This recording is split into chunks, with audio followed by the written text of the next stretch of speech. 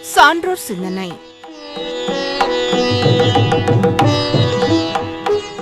வழங்குகிறார் முனைவர் எஸ். மல்லிகா அவர்கள்.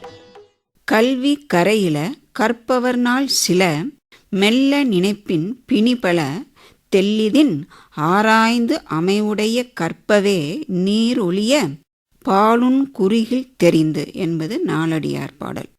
கற்கப்படும் கல்விக்கு எல்லையில்லை. ஆனால் கற்பவர் வாழ்நாளோ மிகவும் குறைவானது.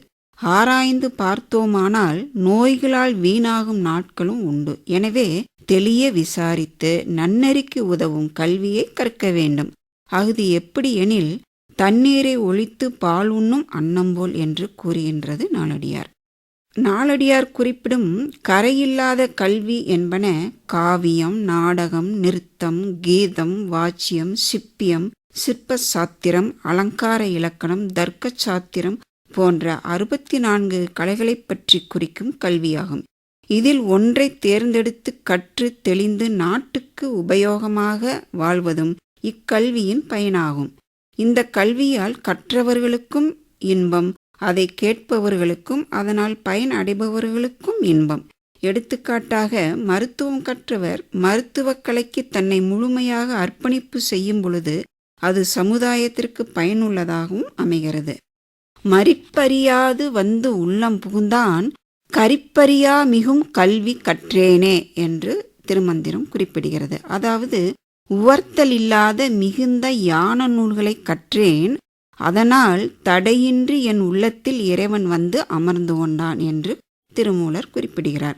ஆக, உலகியல் நூல்களை கற்றாலும் மெய்யான நூல்களை கற்க வேண்டும் என்பது வலியுறுத்தப்படுகிறது.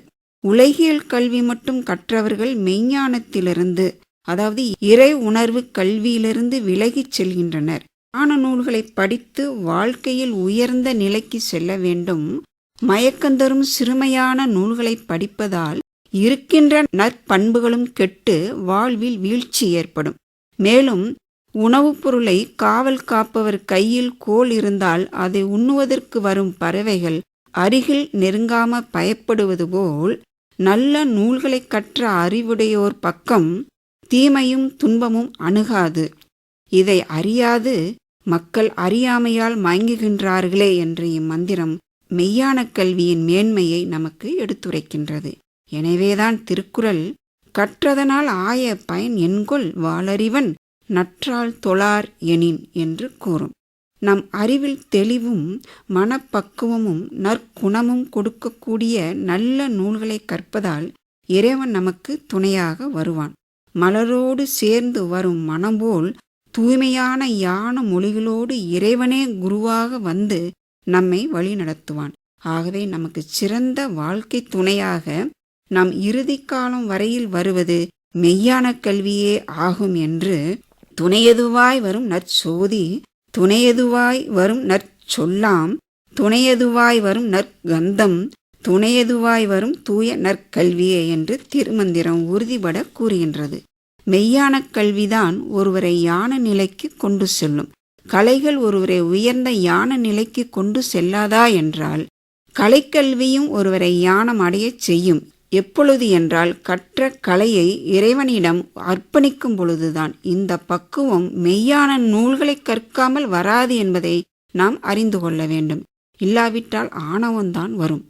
கற்று அன்பில் நிற்போர் கணக்கறிந்தார்களே. மெய்யான கல்வி கற்றவர்களே அனைத்து உயிர்களிடத்தும் அன்பு கொண்டு விளங்குவர்.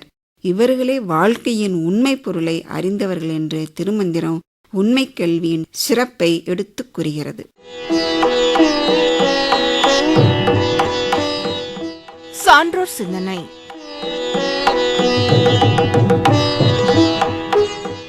வழங்கியவர் முனைவர் எஸ். மல்லிகா அவர்கள்.